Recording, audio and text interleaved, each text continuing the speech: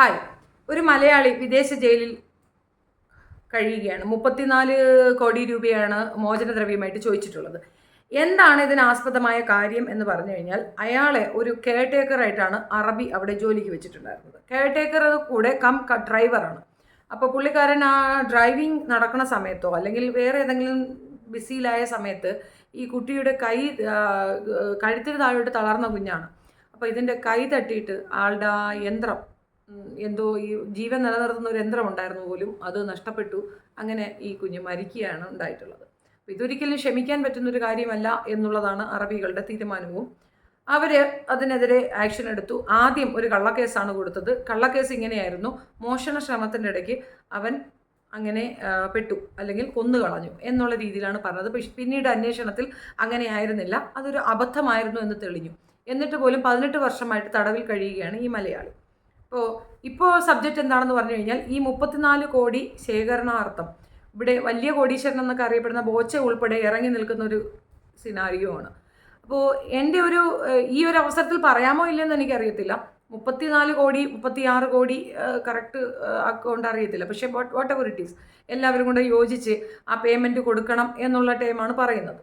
ശരിയാണ്, ആൾക്ക് 1 രൂപ വെച്ച് കൊടുത്താൽ തന്നെ അത്രയും രൂപ നമ്മൾ കേരളീയരെ കൊണ്ട് സമാഹരിച്ച് കൊടുക്കാൻ പറ്റും. പക്ഷേ എൻ്റെ ഒരു ചോദ്യമുണ്ട്.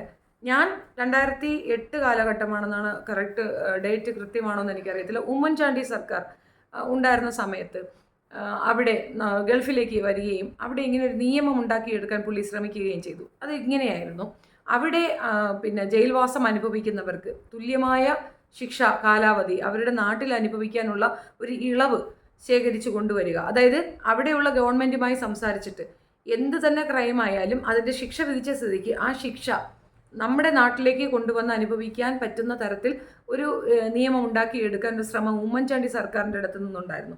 ഏകദേശം അതിന് അക്സെപ്റ്റൻസ് ഒക്കെ കിട്ടിയെന്നാണ് ആ കാലഘട്ടത്തിൽ ഞാൻ മനസ്സിലാക്കിയിട്ടുണ്ടായിരുന്നത്. അപ്പോൾ എനിക്കത് വളരെ വളരെ അക്സെപ്റ്റൻസ് ആയിട്ടുള്ള ഒരു സാധനമായിട്ട് തോന്നിയിട്ടുണ്ടായിരുന്നു. അതേപോലെ തന്നെ BJP സർക്കാർ ഇരിക്കുന്ന സമയത്ത് അന്ന് ഉണ്ടായിരുന്ന വിദേശകാര്യമന്ത്രി സുഷമ സ്വരാജ് അവർ കൊണ്ടുവന്നൊരു നിയമമായിരുന്നു: പെൺകുട്ടികൾക്ക് തീരുമാനമെടുക്കാം, കുട്ടികളുടെ പാസ്പോർട്ടും അവരുടെ പഠനവും മുൻപോട്ടുള്ള കാര്യങ്ങൾ, അമ്മയാണ് അധികാരി എന്ന ഒരു ടേം. അങ്ങനെ ഒരു നിയമം പാസ്സാക്കി കൊണ്ടുവന്നത് സുഷമ സ്വരാജാണ്. സോ അത്രയും സ്ട്രോങ് ആയ ഒരു സംഗതി അവിടെ പാസ്സാക്കി കൊണ്ട് വരിക എന്ന് പറയുന്നത് it's not a small thing. അതിൻ്റെ റീസൺ എന്താണെന്ന് പറഞ്ഞു കഴിഞ്ഞാൽ, ഏറ്റവും കൂടുതൽ പെൺകുട്ടികൾ അപമാനിക്കപ്പെടുകയും ഒറ്റപ്പെടുത്തപ്പെടുകയും കുട്ടികൾക്ക് അവരുടെ ഭാവി നിഷേധിക്കപ്പെടുകയും ചെയ്യുന്ന ഒരു വിഷയത്തിലാണ് സുഷമ സ്വരാജ് അങ്ങനെ ഒരു തീരുമാനമെടുത്തത്. അതായത് വിവാഹം എന്ന ഒരു കെട്ടിൽ കൊണ്ടുവന്നവരെ നിർത്തുക, കുട്ടികൾ ഉണ്ടാക്കി കൊടുക്കുക, എസ്കേപ്പ് ആവുക. ഈ പോയ മനുഷ്യൻ എവിടെയാണ് എന്താണോ ഒന്നും അറിയാതെ ഈ കുട്ടികളുടെ വിസ പുതുക്കാനോ അല്ലെങ്കിൽ പാസ്പോർട്ട് പുതുക്കാനോ സാധിക്കാതെ അവിടെ പെട്ടുപോയ ഒരുപാട് പെൺകുട്ടികളുണ്ടായിരുന്നു. അവർക്കൊക്കെ തന്നെ ഒരു റിലീഫായിരുന്നു ഈ ഒരു നിയമം.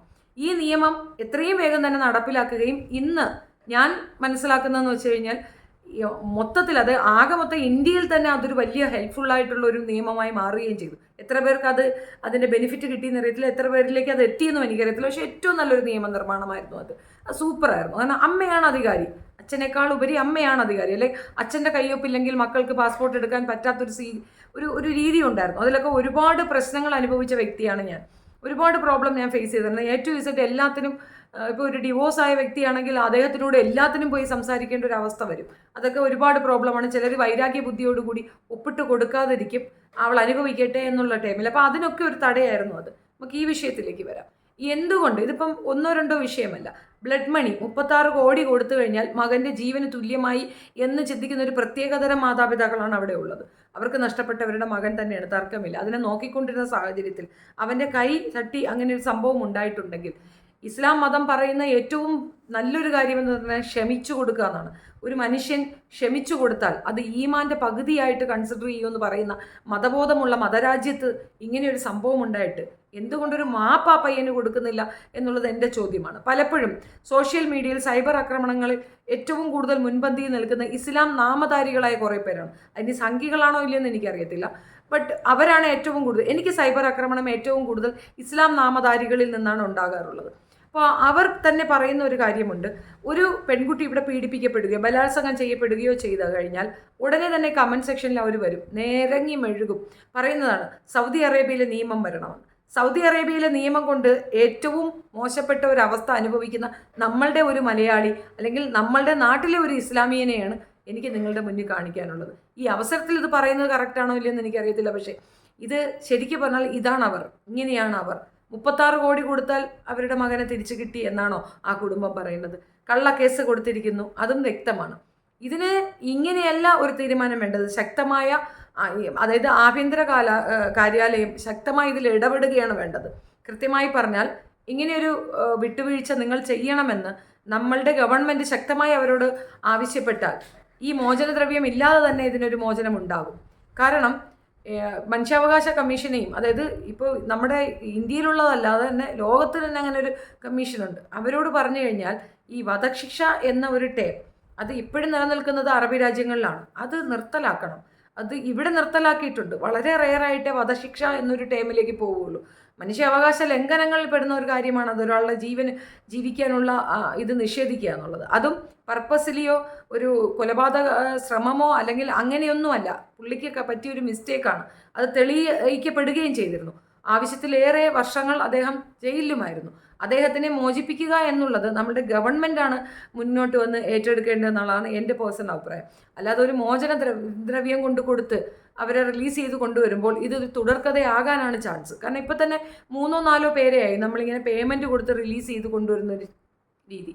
നമ്മുടെ സംസ്ഥാനത്തിൻ്റെ ഒരു ജില്ലയുടെ അത്രമാത്രം വലിപ്പമുള്ള രാജ്യമാണ് ദുബായ്. ഞാൻ ദുബായിയുടെ കാര്യം പറയുന്നത്. അപ്പോൾ അത്രത്തോളമുള്ള ഒരു രാജ്യത്തേക്ക് മൊത്തം ഇന്ത്യയിൽ നിന്ന് ഉള്ള ഇന്ത്യൻ നാഷണാലിറ്റിക്ക് ഇത്ര രൂപ കൊടുത്ത് റിലീസ് ചെയ്ത് കൊണ്ടുവരുന്ന ആദ്യത്തെ സംഭവമല്ല ഇത് സൗദി പോലുള്ള ഒരു വലിയ രാജ്യമാണ്, അത് തർക്കമില്ല. പക്ഷെ അപ്പോഴും ഞാൻ ചോദിക്കുന്നത്, ഈ വിദേശകാര്യ മന്ത്രാലയം എന്ന് പറയുന്നതും അവിടെയുള്ള നമ്മളുടെ എംബസിയും വളരെയധികം വേസ്റ്റായിട്ടുള്ളൊരു സംഗതി ആയതുകൊണ്ടാണല്ലോ ഈ രീതിയിലൊരു പണപ്പിരിവ് തന്നെ നടത്തേണ്ടി വരുന്ന പുള്ളിയെ റിലീസ് ചെയ്യാനെന്നുള്ളത് എൻ്റെ സംശയമാണ്.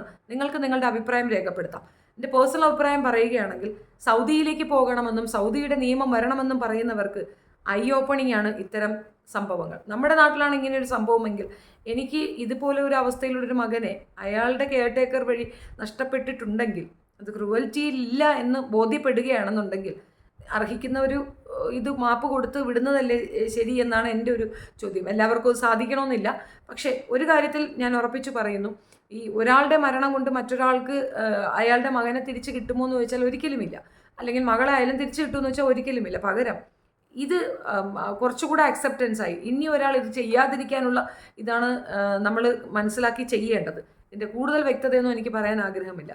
ഒന്നുകൂടെ പറയാം, നമ്മളുടെ മതവാദം പറയുന്ന അല്ലെങ്കിൽ മതതീവ്രവാദികളോട് ഒരു കാര്യം പറയട്ടെ. നിങ്ങൾക്കിഷ്ടം വിദേശ രാജ്യങ്ങളാണ്, പ്രത്യേകിച്ച് ഇസ്ലാമിക രാജ്യമാണ്. പക്ഷേ ഇതിൽ നിന്നൊക്കെ നിങ്ങൾക്ക് ഒരുപാട് തിരിച്ചറിവുകൾ ഉണ്ടാകേണ്ട ഒരു ആവശ്യഘട്ടമുണ്ട്. ഒരു ഘട്ടം കഴിഞ്ഞാൽ അല്ലെങ്കിൽ ഒരു ഏജ് കഴിഞ്ഞാൽ ഉടനെ കച്ചവടമെന്നും അല്ലെങ്കിൽ ഇതുപോലെ തൊഴിലിൽ എന്തൊക്കെയോ സംഭവമുണ്ട് എന്നും ഒക്കെ തോന്നി ഇങ്ങനെ പോകുന്ന ആൾക്കാർക്ക് മനസ്സിലാക്കാൻ വേണ്ടി പറയുന്നതാണ്. ഇങ്ങനൊരു രീതിയിൽ നിങ്ങൾ പെട്ടുപോകുമ്പോൾ ഉണ്ടാകുന്നൊരു മാനസികാവസ്ഥ അല്ലെങ്കിൽ നിങ്ങളുടെ വീട്ടുകാർ അനുഭവിക്കുന്നൊരു വേദന അത് ഉൾക്കൊണ്ടുകൊണ്ട് തന്നെ പറയട്ടെ, ഇതിൽ നിന്നൊരു മോചനം വേണമെന്ന് നിങ്ങൾ തന്നെയാണ് തീരുമാനമെടുക്കേണ്ടത്. ഇപ്പോൾ സൗദി എന്ന രാജ്യത്തെ നിയമം ഇവിടെ വരുത്താൻ ആഗ്രഹിക്കുന്നവരോട് ഒരു കാര്യമേ പറയാനുള്ളൂ, ദയവ് ചെയ്ത് ഇന്ത്യയുടെ കോൺസ്റ്റിറ്റ്യൂഷൻ അല്ലെങ്കിൽ ഇവിടുത്തെ നിയമവ്യവസ്ഥയെ കളിയാക്കരുത്. ഇതാണ് അവരുടെ നിയമം, ഇതാണ് അവരുടെ മനസ്സാക്ഷി, ഇതാണ് അവരുടെ മനുഷ്യത്വം, മനസ്സിലാക്കുക. തീർച്ചയായിട്ടും ഇത്തരം ഫണ്ട് പിരിവിങ്ങിനെതിരെ ഞാൻ എഗൻസ്റ്റാണ്. അതുകൊണ്ടാണ് ഭയന്ന് തന്നെയാണ് ഞാനിപ്പോൾ ഈ വീഡിയോ ചെയ്യുന്നത്. ബിക്കോസ് എനിക്കറിയാം ഈ ഒരു അവസരത്തിൽ ഇത് പറയുമ്പോൾ മിക്കവാറും അത് മോശമായിട്ട് തന്നെ നിങ്ങളിലേക്ക് എത്തും. ഞാൻ അയാളെ ദ്രോഹിക്കണമെന്നോ അല്ല അയാൾക്ക് ഫണ്ട് പിരിച്ചു കൊടുക്കരുതോ എന്നല്ല പറഞ്ഞത്. പക്ഷേ ഇതൊരു മോശമായ രീതിയാണ്. മറ്റൊരു രാജ്യത്തിന് നമ്മളുടെ ആൾക്കാരുടെ ഏണിങ്സിൽ നിന്നൊരു തുക കൊണ്ടുപോയി ഫ്രീ ആയിട്ട് കൊടുക്കുന്നത് പോലെയാണ് എനിക്ക് ഫീൽ ചെയ്തിട്ടുണ്ടായിരുന്നത്. നിഷേധിക്കപ്പെടേണ്ടത് നിഷേധിക്കപ്പെടുക തന്നെ വേണം. ഇതിന് കാര്യാലയം ഇടപെട്ട് കൃത്യമായി പറഞ്ഞാൽ നമ്മുടെ റൈറ്റ്സ് ആണ്. നമ്മളുടെ ഒരു പൗരനെ അകാരണമായി അവിടെ തൂക്കിലിറ്റുന്ന ഒരു രീതി വന്നാൽ അതിനെതിരെ സംസാരിക്കാൻ ത്രാണിയില്ലാത്തൊരു ഗവൺമെൻറ്റാണ് നമുക്കെങ്കിൽ അത് നമ്മളുടെ കെടുകാര്യസ്ഥതയാണ്. അതാണ് ഞാൻ ഇവിടെ ഓപ്പൺ ആക്കാൻ ആഗ്രഹിക്കുന്നത്. വിദേശകാര്യ മന്ത്രാലയവും അല്ലെങ്കിൽ എംബസിയിൽ ജോലി ചെയ്യുന്നവരുമൊക്കെ ആപ്റ്റായി പെർഫോം ചെയ്യാത്തതിൻ്റെ ആഫ്റ്റർ എഫക്റ്റാണ് നിങ്ങൾ ഈ കണ്ട ഒരു സംഗതി. അപ്പോൾ നിങ്ങളുടെ അഭിപ്രായം എന്തായാലും അത് കമൻറ്റിൽ എഴുതുക. സഫ്യമാണെങ്കിൽ മാത്രമേ ഞാൻ മറുപടി തരൂ. അസഫ്യമായ വർഷങ്ങൾക്ക് എനിക്ക് മറുപടിയൊന്നുമില്ല. പ്രത്യേകിച്ച് ഞാൻ പറഞ്ഞല്ലോ, ഇസ്ലാം നാമധാരികൾ ഒരു പ്രത്യേക കാറ്റഗറിയായി വന്ന ഒരു ആക്രമണം നടത്തുന്ന ഒരു രീതിയുണ്ട്. അതിവിടെ പ്രയോഗിക്കരുത്. ഞാൻ തിരിച്ച് നല്ലത് പറയും. കാരണം എനിക്കിപ്പോൾ അങ്ങനെ ഒരു വലിയ ഇമേജ് കോൺഷ്യസ് ആയ ലേഡിയൊന്നുമല്ല ഞാൻ.